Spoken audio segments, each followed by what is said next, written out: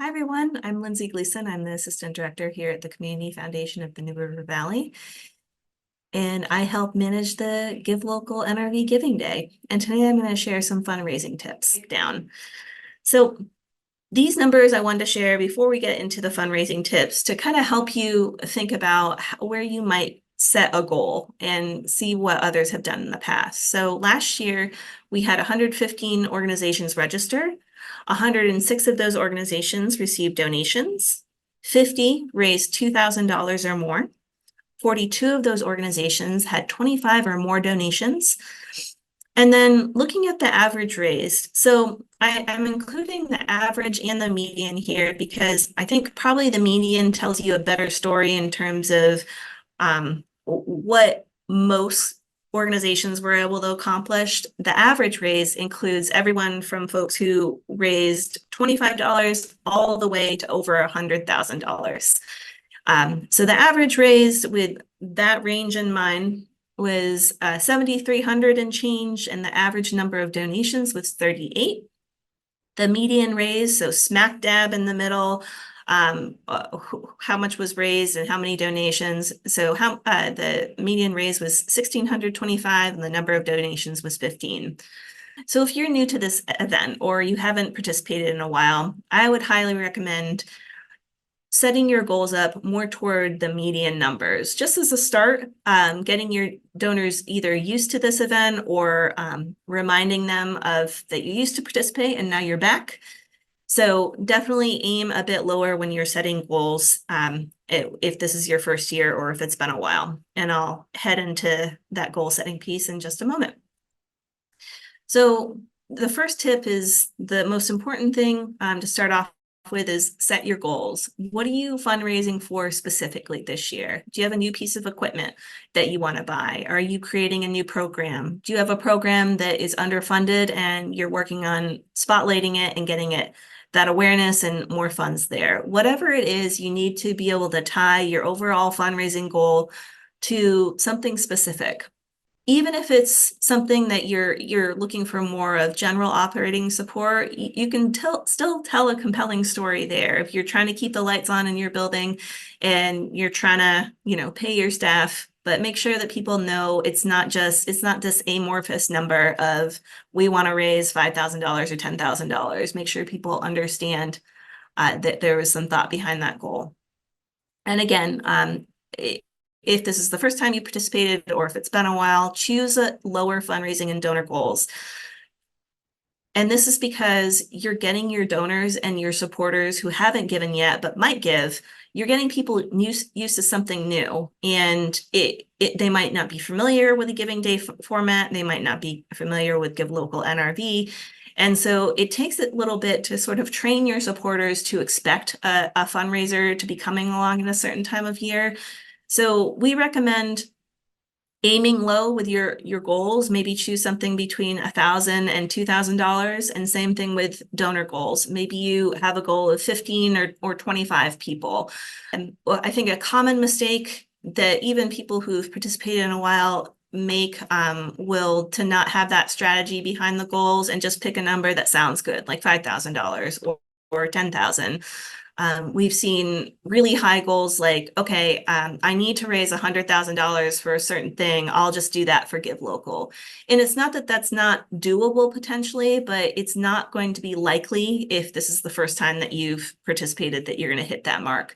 So we highly, highly, highly recommend choosing those lower goals. And the other piece, if you are aiming for a higher goal, you need to know sort of what money do you have in the bag already in terms of what donors do you have lined up that you know are going to help you reach that higher goal. And that's the same case with any fundraising goal. But if you do want to aim high for the day, just know you need to have people lined up who are set to give.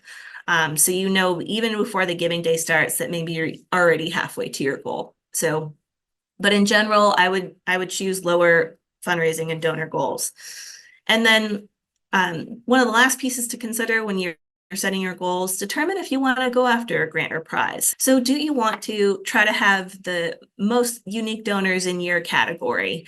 Or do you want to go after a prize like a golden ticket, which is a random chance drawing during a certain hour, and you could tell all your donors, okay, hey, give during this time period, and the more entries they have, more likely that will be pulled, that sort of thing.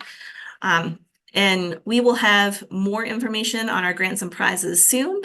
We'll be announcing those in April, and we'll be sharing, once the registration for Giving Day closes in mid-May, we'll be sharing what size organization you fall into this year, that's determined by your budget size. And we separate folks into small organizations, medium, and large based on budget size.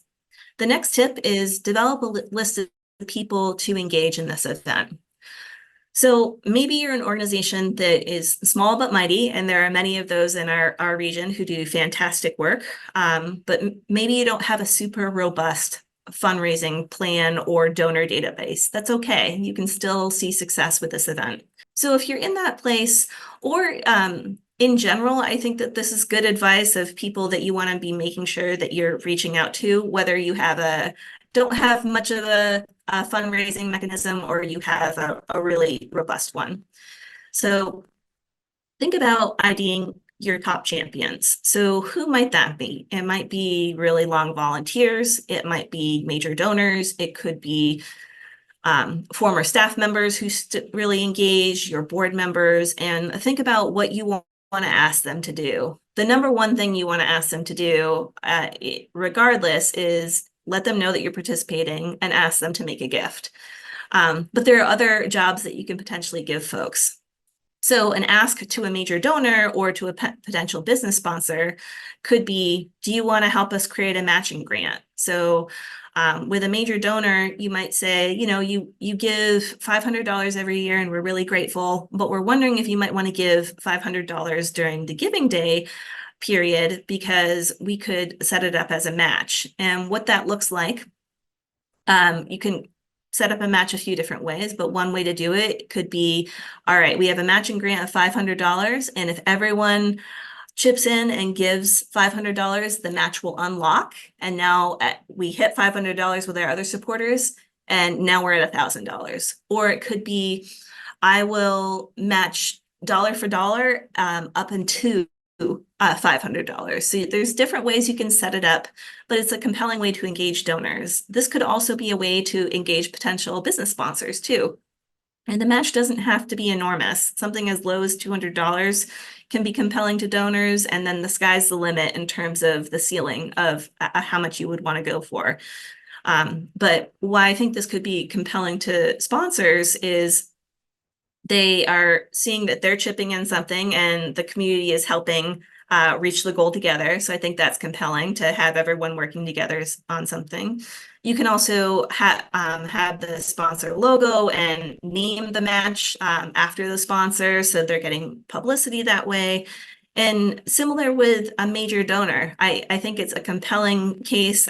Some donors are interested in having their name on something, some aren't, but I think it's compelling to any donor to say, hey, if you put up this money, we're going to get other people to contribute. And so working together, we're aiming for something, and that's compelling to folks. Next step is to gather a list of past donors. So look at people who've given in the last year. If you participated in the Giving Day last year, make sure you pull that list too. But look at all your fundraisers for the year, all the donations who came in, and gather that list of past donors and get their email addresses.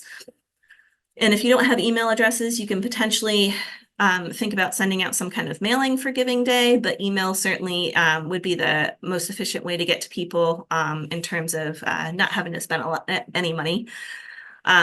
And then also look at donors who maybe it's been a couple of years since they donated. And if you have those folks' emails, you can send one email to them saying, hey, thank you so much for your past support, and we would love for you to give again. We're participating in the Giving Day. With people who've given more recently, you can say, thank you so much for your recent gift. It's really helped us in the past year, and we're participating in the Giving Day, and we would love for you to give again. Don't be afraid to ask people. The worst they can say is no, right? But your donors want to be asked. They care about your work. And will all of them give again for this event? Not necessarily, but make sure you don't leave them off the table. And then ask, staff, volunteers, others, your other top champions. Ask them to reach out to their networks. Now, what I would recommend with this is you might have some people who are like, okay, I have a list of 100 people that I'm going to email and just blast it out, and that is totally fine. Let them go ahead and do that. Other people might not be as comfortable with fundraising, so ask them to reach out to 2 or 3 people and make the ask a little bit more bite-sized and not as intimidating. Ask your, for example, I always send a note to my dad and my aunt because I know that they're going to make a gift. But just ask folks and see the response you get. But when you're asking people to do this outreach, it doesn't have to be hundreds or thousands of people. Just ask them to do a couple things, and all of that helps move the needle toward your goal. Next, work on your communications plan. So you want to tell your story wherever you're posting about Giving Day. Do not fall into the trap of just posting on Facebook and saying, hey, we're participating in Giving Day, make a gift. And don't leave it there. Make sure you're telling people your story. Now, if they're following you on Facebook or if they get your email newsletter, they're familiar with your work. But what the case for support you have to make every time you ask for a donation is, why should I give to you today? What will that help? What goal will it help you reach? So you need to be telling your donors these things. And when you're telling your donors, I highly recommend using both numbers and narrative because you can show the depth and breadth of your work. And then you want to reiterate these messages across all channels. So you're with a communication, you're repeating yourself over and over again, but you're tweaking the message for the channel. So if you're on Instagram, for example, you don't want to write a whole wall of text because people are sort of scrolling through. You want to put together a compelling photo or maybe a short video and then put the ask in the text, and then you can say head to the link in our bio and you can click on that and go make a gift. It's same thing with Facebook. In an email, you might be able to go a little bit longer. But in general, you want to keep it short and sweet in these messages. Maybe keep it to 8 to 10 sentences when you're writing out things. But 3 to 5 paragraphs max. So what story are you telling? Here I have an example of a food pantry. So the top one is the numbers. So through our food pantry, we serve 500 people a month. So you're showing the breadth of your work. And then maybe you give an example of a compelling story. And of course, when you're working with clients who are dealing with things like food insecurity, you would keep them anonymous, but you could say something. Here I have an example of a young mom came to us one day asking for assistance, and maybe she was saying, I don't have enough formula or I don't have diapers. You all have that kind of thing. And we said, we don't, but we're going to get it to you. And then we ended up starting a diaper pantry or whatever the story is. It doesn't necessarily mean that you don't necessarily have to share something, someone came to us with an ask and then we started a whole new program, but show the human side of your work as well. And combining those two pieces of the numbers and narrative can be really powerful. In your communications, make sure that you're sharing what your overall fundraising goal represents. Make sure people know that you just didn't pick that number out of thin air. It represents something. And then if you're able to, share what specific donations amount represents. So what does a $25 gift represent to you? And that can be easier for some organizations than others, right? Like for a food pantry, you can probably say $25 will feed X amount of people for a week. Or a couple of days, or it will help us make 5 meals, or whatever the number is. Other organizations, it might not be as easy. So there, what you might do is share what your overall fundraising goal represents, and then say your gift combined with others helps us get to our overall goal. Every gift helps us, whether it's $5 or $500, all of it helps us move the needle toward our goal.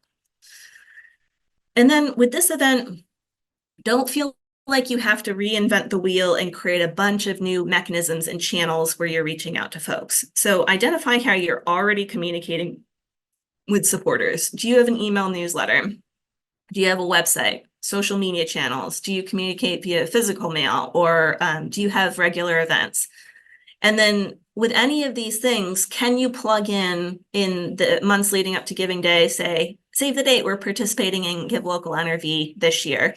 And then once early giving starts June 1st, add those messages in. So don't feel like you have to create a bunch of new things, but what you want to be doing is telling a similar story across all channels. So you're reminding people that you're participating in this event, because while it might be top of mind for you, it's not going to be top of mind for your supporters necessarily. And that's not because they don't care. It's just because they're busy.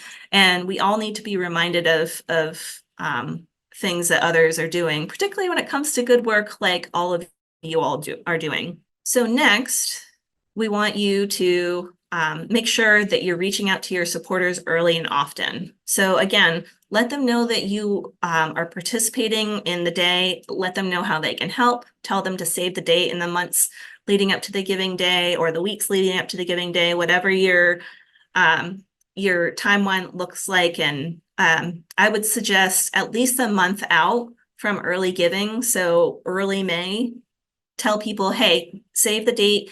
We're participating in the Giving Day this year. This is how much money we're going to raise. And once early giving opens on June 1st, we will let you know. And that's when we can start accepting gifts for this event. And just so you know, it's a primarily online event, but if you feel more comfortable giving by check or cash or wire transfer, those are other types of donations that can be accepted for this event. And we can start receiving all those in the month of June. And for things like a check or a wire transfer, they have to be dated between June 1st and the June 27th, when the event ends on noon. They need to be received and entered into the system during that time period. But if people just want to give online, that's the easiest way to do it. Something you might want to tell folks is, hey, with it may be in your first communication on June 1st, which is a Saturday this year. So maybe you're emailing them the following Monday. Hey, early giving's open. We're really excited, and we're going to be keeping you up to date on our campaign. So you'll be hearing from us a little bit more than usual. Once June ends, we'll go back to regularly scheduled programming. But if you don't want to receive all these emails, just let us know and we'll take you off this particular list, but we'll keep you on our newsletter. So give people that option and just warn them, like, this is why we're sending you more emails than usual. And if you prefer not to receive all of them, we get it and we can adjust our list.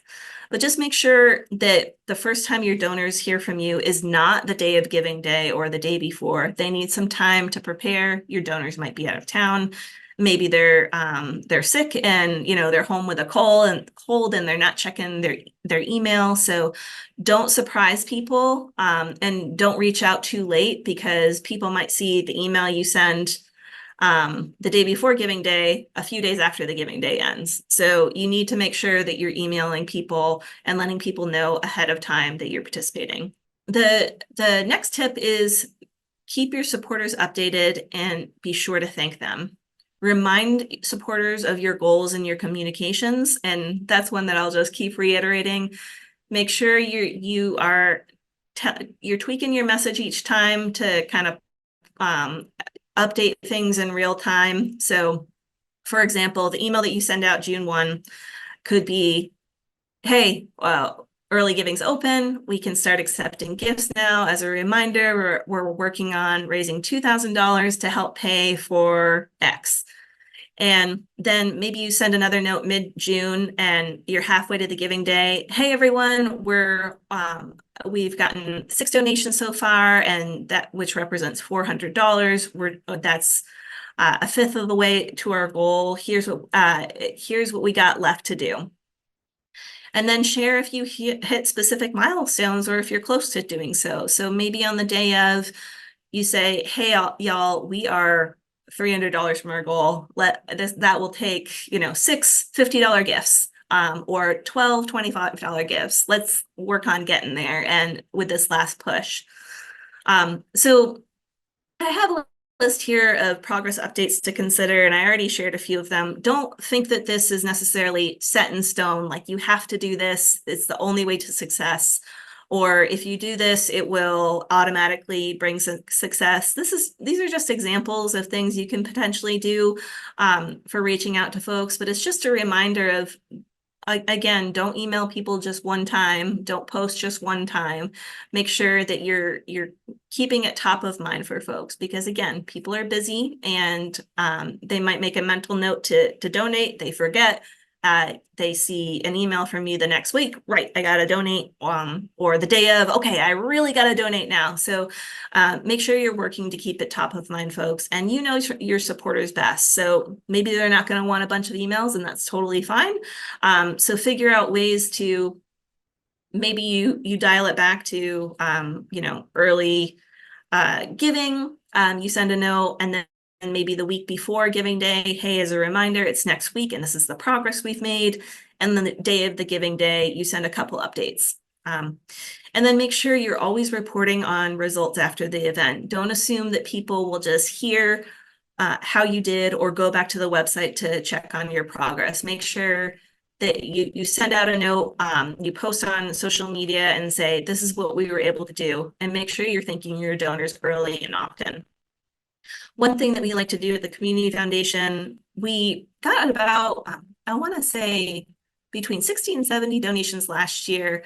And that, so we're not necessarily receiving hundreds and hundreds of donations on giving day. That's pretty rare. We have a couple superstar organizations that have done that. But the 60 to 70 donations is doable for us to write handwritten notes. And what we do is we divide up the donor list and give a few names to different board members, and they all write notes. And the Community Foundation staff will write things in the notes next to a donor name, like this is the first gift that they've ever made, or this is a long time donor for us, just make sure you acknowledge that, or hey, this is Lindsay's dad, like mention Lindsay.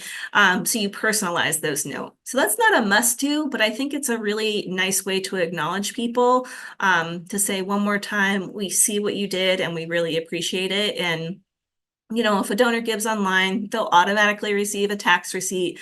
But that extra personalized touch can go a long way. That it wasn't just that you all were churning out donations and you don't really care who they come from. It's showing, hey, I noticed and I really appreciate that.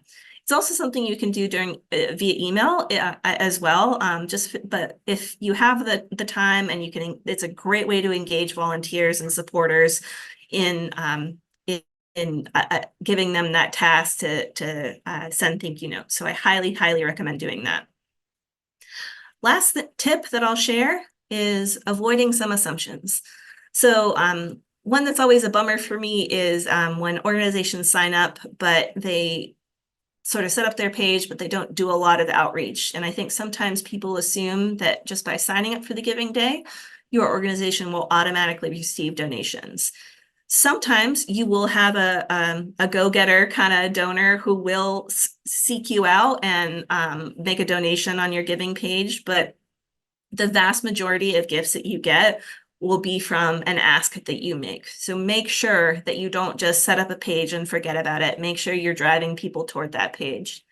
And, if it gets to a couple of days before the giving day and you're like, man, I have not had the time to devote to this. I got busy with something else. We can certainly relate to that. It's often hectic here at the Community Foundation. What I would recommend there is go and take a look at your goal. Okay, we were gonna try to raise $5,000. Lower that, make it $1,500.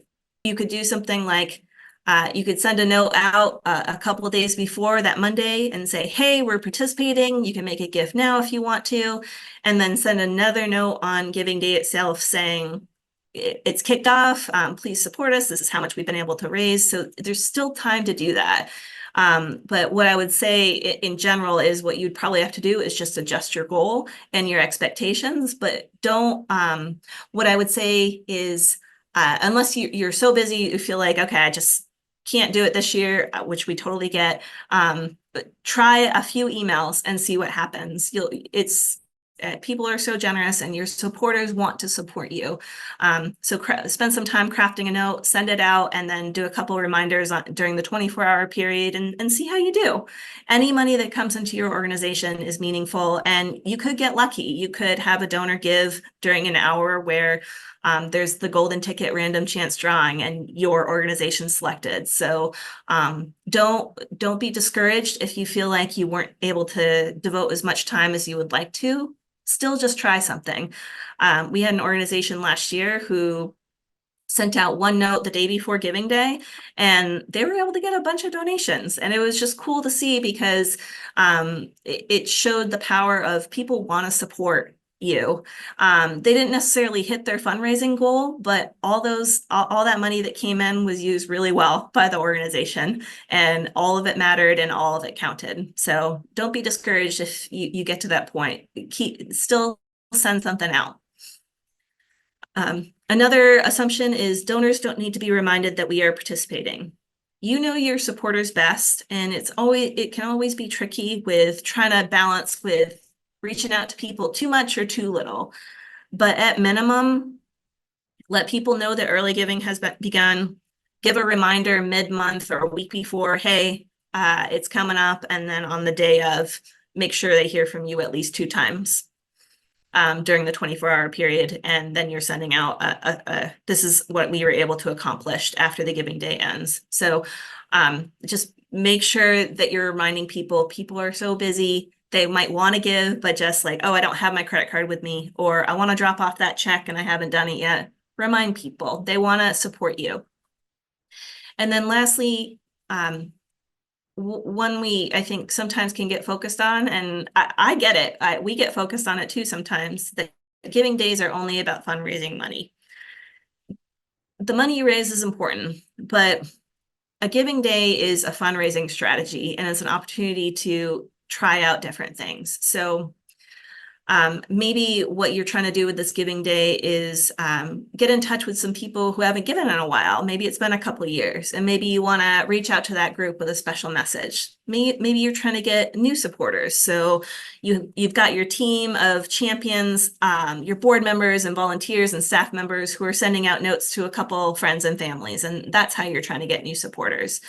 So there's a lot of different goals that you can have. Make sure that your whole strategy isn't just about fundraising money. You're thinking about other things as well. And if you don't meet your goal for the day, either of number of donors or how much you raise, keep in mind that that's still money in the bank that you wouldn't have had previously, and try something new next year. Again, if this is your first year participating in this event, your donors might be a little unsure, and so you kind of got to coach them and give them information about the event to get them used to it. And then when it rolls around again next year, your donors will be a little bit more used to it, and then over time it can become one of your most important fundraisers of the year.